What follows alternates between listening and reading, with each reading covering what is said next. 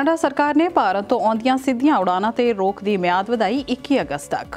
ਪੂਰੀ ਤਰ੍ਹਾਂ ਵੈਕਸੀਨੇਟ ਹੋ ਚੁੱਕੇ ਦੁਨੀਆ ਦੇ ਹੋਰਨਾਂ ਦੇਸ਼ਾਂ ਦੇ ਲੋਕ 7 ਸਤੰਬਰ ਤੋਂ ਆ ਸਕਣਗੇ ਕੈਨੇਡਾ। ਕੈਨੇਡੀਅਨ ਸਰਕਾਰ ਨੂੰ ਸਲਾਹ ਹੇਟ ਕ੍ਰਾਈਮਸ ਦਾ ਸਾਹਮਣਾ ਕਰ ਰਹੇ ਲੋਕਾਂ ਨੂੰ ਇਜਾਜ਼ਤ ਦਿੱਤੀ ਜਾਏ ਪੈਪਰ ਸਪਰੇ ਦੇ ਇਸਤੇਮਾਲ ਦੀ। ਕੈਨੇਡਾ ਸਰਕਾਰ ਇਸ ਸਾਲ ਦੇਵੇਗੀ 30,000 ਵਿਅਕਤੀਆਂ ਨੂੰ ਪੇਰੈਂਟ ਗ੍ਰੈਂਡ ਪੇਰੈਂਟਸ ਪ੍ਰੋਗਰਾਮ ਤਹਿਤ ਫਾਈਨਲ ਐਪਲੀਕੇਸ਼ਨਸ ਭੇਜਣ ਦਾ ਮੌਕਾ। ਤੁਸੀਂ ਵੇਖ ਰਹੇ ਹੋ ਪ੍ਰੋਗਰਾਮ ਖਬਰਸਾਰ ਹਫਤਾਵਾਰ। ਮੈਂ ਅਮਨਿੰਦਰ ਗਰੇਵਾਲ।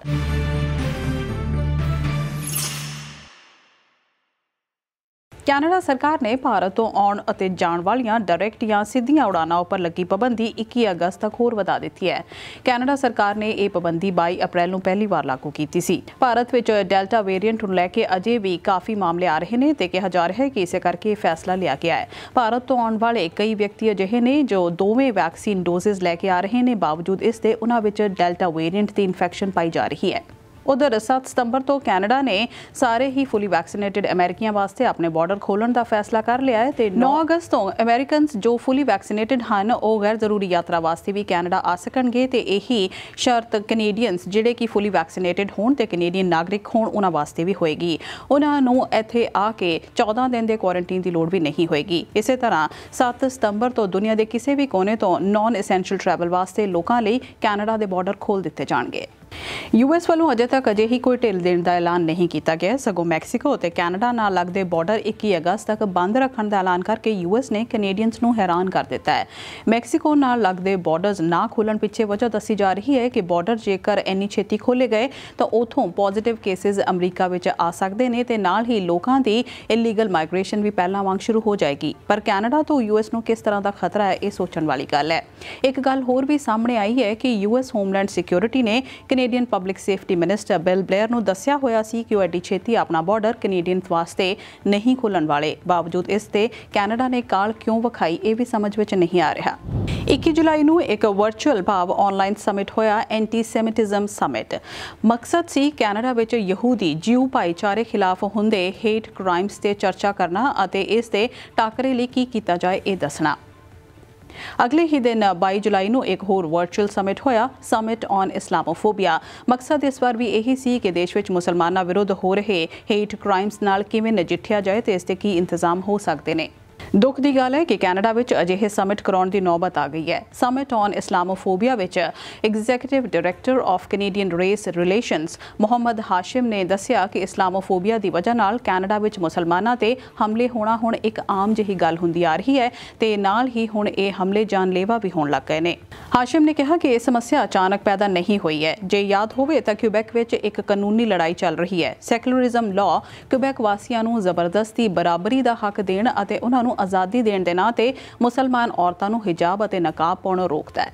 6-6 ਸਾਲ ਦੇ ਮੁਸਲਮਾਨ ਬੱਚਿਆਂ ਨੂੰ ਹਵਾਈ ਅੱਡਿਆਂ ਤੇ ਰੋਕਿਆ ਜਾਂਦਾ ਹੈ ਕਿਉਂਕਿ ਉਹਨਾਂ ਦਾ ਨਾਮ ਕੈਨੇਡਾ ਵੱਲੋਂ ਤਿਆਰ ਕੀਤੀ ਗਈ ਅੱਤਵਾਦੀਆਂ ਦੀ ਸੂਚੀ ਵਿੱਚ ਦਰਜ ਨਾਂ ਨਾਲ ਮੇਲ ਖਾਂਦਾ ਹੈ। ਹਾਲ ਇਹ ਹੋ ਗਿਆ ਕਿ ਅਲਬਰਟਾ ਦੇ ਜਸਟਿਸ ਮਿਨਿਸਟਰ ਕੇਸੀ ਮਡੂ ਨੂੰ ਹਾਰ ਕੇ ਫੈਡਰਲ ਮੰਤਰੀਆਂ ਨੂੰ ਇੱਕ ਚਿੱਠੀ ਲਿਖ ਕੇ ਸਿਫਾਰਿਸ਼ ਕਰਨੀ ਪੈ ਗਈ ਹੈ ਕਿ ਹੇਟ ਕ੍ਰਾਈਮ ਦੇ ਖਤਰੇ ਹੇਠ ਰਹਿੰਦੇ ਘੱਟ ਗਿਣਤੀ ਭਾਈਚਾਰਿਆਂ ਦੇ ਲੋਕਾਂ ਨੂੰ ਆਪਣੀ ਸੁਰੱਖਿਆ ਵਾਸਤੇ ਪੈਪਰ ਸਪਰੇ ਦਾ ਇਸਤੇਮਾਲ ਕਰਨ ਦੀ ਕਾਨੂੰਨੀ ਖੁੱਲ੍ਹ ਦਿੱਤੀ ਜਾਏ।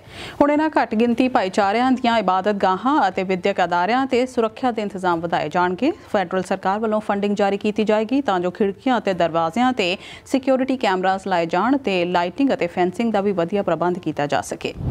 ਇਸ ਸਾਲ ਕੈਨੇਡਾ ਸਰਕਾਰ ਪੇਰੈਂਟਸ ਗ੍ਰੈਂਡ ਪੇਰੈਂਟਸ ਪ੍ਰੋਗਰਾਮ ਤਹਿਤ ਰਿਕਾਰਡ 30,000 ਵਿਅਕਤੀਆਂ ਨੂੰ ਫਾਈਨਲ ਐਪਲੀਕੇਸ਼ਨ ਭੇਜਣ ਦਾ ਸੱਦਾ ਦੇਣ ਜਾ ਰਹੀ ਹੈ। ਇਮੀਗ੍ਰੇਸ਼ਨ ਮਾਮਲਿਆਂ ਦੇ ਫੈਡਰਲ ਮੰਤਰੀ ਮਾਰਕੋ ਮੈਨਚੀਨੋ ਵੱਲੋਂ ਕੀਤੇ ਗਏ ਐਲਾਨ ਮੁਤਾਬਕ IRCC ਦਾ ਇਰਾਦਾ ਇਸ ਸਾਲ ਕੁੱਲ 40,000 ਅਰਜ਼ੀਆਂ ਤੇ ਕਾਰਵਾਈ ਸ਼ੁਰੂ ਕਰਨ ਦਾ ਹੈ। 10,000 ਇੰਟਰਸਟ ਟੂ ਸਪਾਂਸਰ ਫਾਰਮ ਪਿਛਲੇ ਸਾਲ ਆਏ ਫਾਰਮਸ ਵਿੱਚੋਂ ਇਸ ਸਾਲ ਪਹਿਲਾਂ ਹੀ ਚੁਣੇ ਜਾ ਚੁੱਕੇ ਨੇ ਤੇ ਬਾਕੀ ਦੇ 30,000 ਵੀ ਪਿਛਲੇ ਸਾਲ ਜਮ੍ਹਾਂ ਹੋਏ ਫਾਰਮਸ ਵਿੱਚੋਂ ਹੀ ਹੋਰ ਚੁਣੇ ਜਾਣਗੇ। ਲੋਟਰੀ ਵਿੱਚ ਚੁਣੇ ਗਏ ਵਿਅਕਤੀਆਂ ਨੂੰ 20 ਸਤੰਬਰ ਤੋਂ ਸੰਪਰਕ ਕਰਨਾ ਸ਼ੁਰੂ ਕਰ ਦਿੱਤਾ ਜਾਏਗਾ ਤਾਂ ਜੋ ਐਲੀਜੀਬਲ ਸਪਾਂਸਰ ਫਾਈਨਲ ਐਪਲੀਕੇਸ਼ਨ ਭੇਜ ਸਕਣ। ਇਸ ਐਲਾਨ ਤੋਂ ਬਾਅਦ ਸਰਕਾਰ ਨੂੰ $50,000 ਵਿੱਚ ਕੈਨੇਡਾ ਵਿੱਚ ਵਿਕ ਰਹੇ LMIS ਬਾਰੇ ਵੀ ਸਵਾਲ ਪੁੱਛੇ ਗਏ ਤੇ ਆਇਲਟ ਪਾਸ ਲੜਕੀਆਂ ਦੇ ਨਾਲ ਹੋ ਰਹੀਆਂ ਕੰਟਰੈਕਟ ਮੈਰਿਜਸ ਬਾਰੇ ਵੀ ਪੁੱਛਿਆ ਗਿਆ। ਮਿਨਿਸਟਰ ਮੈਨਚੀਨੋ ਨੇ ਕਿਸੇ ਸਵਾਲ ਦਾ ਸਾਫ਼ ਜਵਾਬ ਨਹੀਂ ਦਿੱਤਾ, ਬਸ ਇਹੀ ਕਹਿਣਾ ਸੀ ਕਿ ਸਰਕਾਰ ਕੰਮ ਕਰ ਰਹੀ ਹੈ। ਕਿਊਬੈਕ ਵੱਲੋਂ ਇਸ ਸਾਲ ਸਤੰਬਰ ਵਿੱਚ ਇੱਕ ਇਨਡੋਰ ਤੇ ਇੱਕ ਆਊਟਡੋਰ ਟੈਸਟ ਕਨਸਰਟ ਕਰਾਏ ਜਾਣ ਦਾ ਪਤਾ ਲੱਗਿਆ ਹੈ। ਦੱਸਿਆ ਗਿਆ ਹੈ ਕਿ ਕੋਵਿਡ-19 ਦਾ ਪ੍ਰਕੋਪ ਘੱਟ ਹੋਣ ਤੋਂ ਬਾਅਦ ਵੱਡੇ ਇਵੈਂਟਸ ਕਰਾਉਣ ਵਿੱਚ ਕਿੰਨੀ ਕੀ ਮੁਸ਼ਕਿਲ ਆ ਸਕਦੀ ਹੈ ਪਤਾ ਲਾਉਣ ਵਾਸਤੇ ਇਹ ਟੈਸਟ ਕਨਸਰਟਸ ਕਰਾਏ ਜਾਣਗੇ। ਅਜਿਹੇ ਕਨਸਰਟ ਲੰਡਨ, ਪੈਰਿਸ ਅਤੇ ਬਾਰਸੀਲੋਨਾ ਵਿੱਚ ਵੀ ਕਾਮਯਾਬੀ ਨਾਲ ਹੋਏ ਨੇ। ਇੰਡੋਰ ਕਨਸਰਟ ਵਿੱਚ 20,000 ਲੋਕਾਂ ਨੂੰ ਸੱਦਾ ਦਿੱਤਾ ਜਾਏਗਾ, ਜਦਕਿ ਇੰਡੋਰ ਕਨਸਰਟ ਵਿੱਚ 5,000 ਤੱਕ ਲੋਕ ਸ਼ਾਮਲ ਹੋ ਸਕਣਗੇ। ਇਹਨਾਂ ਉੱਪਰ 2 ਤੋਂ 3 ਮਿਲੀਅਨ ਡਾਲਰਸ ਦਾ ਖਰਚਾ ਆ ਸਕਦਾ ਹੈ, ਜੋ ਕਿ ਕਿਊਬੈਕ ਸਿਟੀ ਵੱਲੋਂ ਦਿੱਤਾ ਜਾਏਗਾ। ਤੇ ਚਲਦੇ ਕੁਝ ਕੌਮਾਂਤਰੀ ਖਬਰਾਂ। ਟੋਕੀਓ ਓਲੰਪਿਕਸ ਦੀ ਓਪਨਿੰਗ ਸੈਰੇਮਨੀ ਤੋਂ ਇੱਕ ਦਿਨ ਪਹਿਲਾਂ ਹੀ ਸੈਰੇਮਨੀ ਦੇ ਡਾਇਰੈਕਟਰ ਨੂੰ ਚੱਲਦਾ ਕਰ ਦਿੱਤਾ ਗਿਆ। ਡਾਇਰੈਕਟਰ ਕੇਂਤਾਰੋ ਕੋਬਿਆਸ਼ੀ ਨੂੰ 30 ਸਾਲ ਪਹਿਲਾਂ ਕੀਤੇ ਗਏ ਇੱਕ ਕਾਮੇਡੀ ਸਕੈਚ ਦੇ ਲਈ ਸੈਕ ਕੀਤਾ ਗਿਆ, ਜੋ ਉਸਨੇ ਜਿਊਇਸ਼ ਹੋਲੋਕਾਸਟ ਯਾਨੀ ਯਹੂਦੀਆਂ ਦੀ ਹੋਈ ਨਸਲਕੁਸ਼ੀ ਦੇ ਖਿਲਾਫ ਮਜ਼ਾਕ ਵਿੱਚ ਕੀਤਾ ਸੀ। ਓਲੰਪਿਕਸ ਓਪਨਿੰਗ ਸੈਰੇਮਨੀ ਦੁਨੀਆ ਦੀ ਸਭ ਤੋਂ ਜ਼ਿਆਦਾ ਦੇਖੀ ਜਾਣ ਵਾਲੀਆਂ ਇਵੈਂਟਸ ਵਿੱਚੋਂ ਇੱਕ ਹੁੰਦੀ ਹੈ ਤੇ 2012 ਵਿੱਚ ਲੰਡਨ ਗੇਮਸ ਦਾ creative direction academy award winning director Danny Boyle ਨੇ ਕੀਤਾ ਸੀ। ਉਂਝ ਖੇਡਾਂ ਸ਼ੁਰੂ ਹੋਣ ਤੋਂ ਪਹਿਲਾਂ ਹੀ ਇਸ ਵਾਰ ਕਈ ਤਰ੍ਹਾਂ ਦੇ ਵਿਵਾਦਾਂ ਵਿੱਚ ਰਹੀਆਂ। ਅਸਫੀ ਐਥਲੀਟਸ ਅਤੇ ਖਿਡਾਰੀ ਓਲੰਪਿਕ ਵਿਲੇਜ ਬਬਲ ਵਿੱਚ ਹੁੰਦੇ ਹੋਏ ਖੇਡਾਂ ਹੋਣ ਤੋਂ ਪਹਿਲਾਂ ਹੀ ਪੋਜ਼ਿਟਿਵ ਪਾਏ ਗਏ। ਨਾਲ ਹੀ ਵਰਲਡ ਹੈਲਥ ਆਰਗੇਨਾਈਜੇਸ਼ਨ ਨੂੰ ਅਪੀਲ ਕਰਨੀ ਪੈ ਗਈ ਕਿ ਇਹਨਾਂ ਖੇਡਾਂ ਨੂੰ ਇਸ ਆਧਾਰ ਤੇ ਜੱਜ ਨਾ ਕੀਤਾ ਜਾਏ ਕਿ ਕਿੰਨੇ ਕੇਸਿਸ ਆਏ ਨੇ, ਬਲਕਿ ਇਹ ਧਿਆਨ ਵਿੱਚ ਰੱਖਿਆ ਜਾਏ ਕਿ ਕਿੰਨਾ ਮੁਸ਼ਕਿਲ ਹਾਲਾਤ ਵਿੱਚ ਇਹਨਾਂ ਖੇਡਾਂ ਨੂੰ ਕਰਾਇਆ ਜਾ ਰਿਹਾ ਹੈ ਤੇ ਅਧਿਕਾਰੀਆਂ ਦਾ ਕਿੰਨਾ ਜ਼ੋਰ ਲੱਗਾ ਹੋਏਗਾ।